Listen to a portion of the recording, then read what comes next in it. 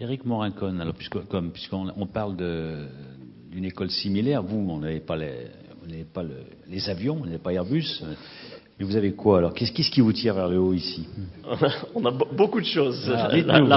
La région Rhône-Alpes, vous avez entendu le président de la région Rhône-Alpes, est très multidisciplinaire. Donc nous, on a 12 départements de formation. Et cette proximité de l'entreprise, cette proximité avec l'industrie qui doit nous guider dans les nouvelles formations que l'on crée. En ce moment, la dernière créée est autour de la plasturgie. Donc en gros, en France, on a besoin de 100, c'est des petits nombres, on a besoin de 180 ingénieurs plasturgistes par an, et on est une des 5 écoles qui forment à cette spécialité. Donc on est très à l'écoute des entreprises, c'est comme ça que l'on s'assure que l'on forme des bons ingénieurs qui pourront évoluer dans leur carrière. L'autre chose à laquelle on forme à apprendre, c'est-à-dire que les ruptures technologiques et la rapidité des ruptures technologiques qui arrivent est très forte. Et on sait que les informaticiens qui ont appris le COBOL dans les années 80, on n'en a plus besoin maintenant. Donc, et ça, c'est vrai dans toutes les matières. On a des matières de base, des matières fondamentales qui ne changent pas. La structure, la résistance des matériaux, et des choses de base qui sont toujours les mêmes. Mais on doit former nos ingénieurs, nos étudiants à être capables d'évoluer et d'apprendre tout au long de leur carrière. Ils ne travailleront pas pour la même entreprise, ils changeront d'entreprise en entreprise. Et ça, c'est une connaissance que l'on doit leur inculquer. Et de même, vous avez un placement de tous vos ingénieurs? Il n'y a pas de rejet? Tout à fait, on n'a aucun rejet. En fait, la moyenne, c'est 1 mois et demi après qu'ils soient sortis, ils trouvent un travail.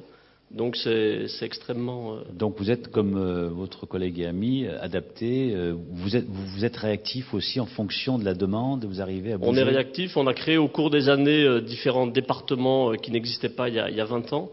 Ce que je voulais rajouter, c'est aussi le recrutement est extrêmement bon.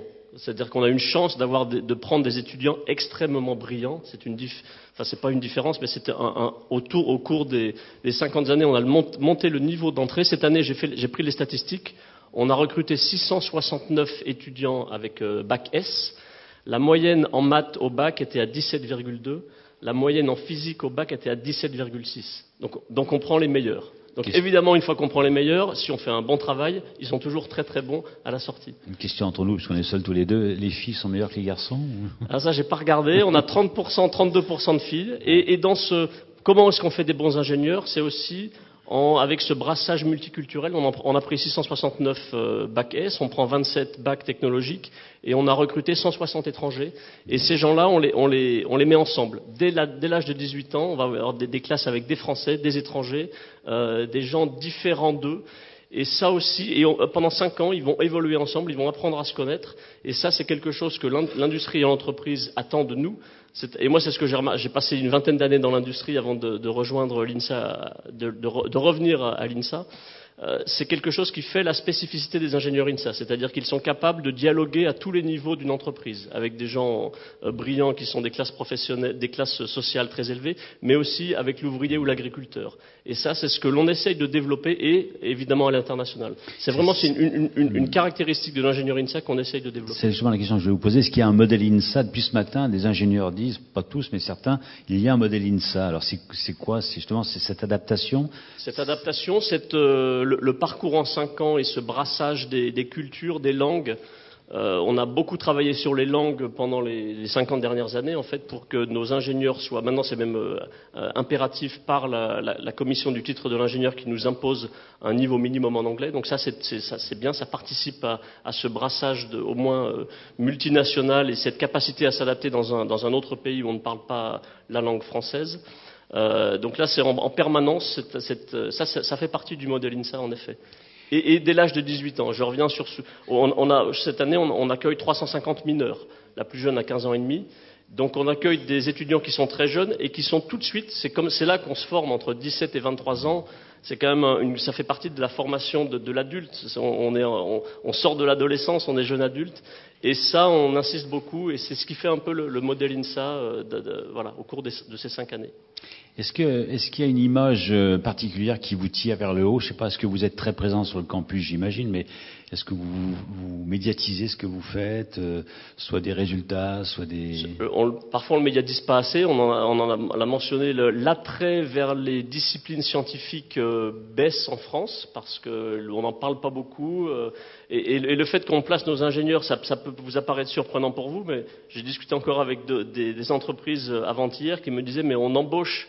Renault Trucks à Saint-Priest a embauché 270 personnes au premier semestre. Donc, Siemens en France, ça marche très bien. Donc, il y a plein d'entreprises qui marchent très bien en France. L'industrie marche bien. Nos ingénieurs se placent sans problème. Et pourtant, vu de l'extérieur, un jeune va préférer aller à Sciences Po que faire l'INSA. Donc là, on a un petit déficit de connaissances, de médiatisation.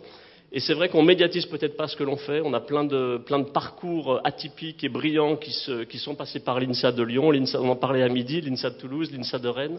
Le 10e du Tour de France, c'est un ingénieur INSA. Donc il y a plein de choses qui se font, qui ne se savent pas.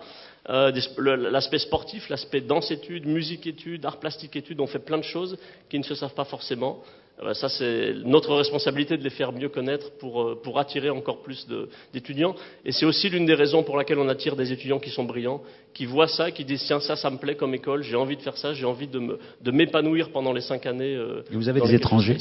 Beaucoup d'étrangers, on a 20%. Sur les 850 de cette année, on en prend 160 en première année. Et on pousse nos étudiants aussi à l'étranger, on en envoie 700 par année, 700 partent à l'étranger, 400 en milieu académique et 300 en milieu industriel.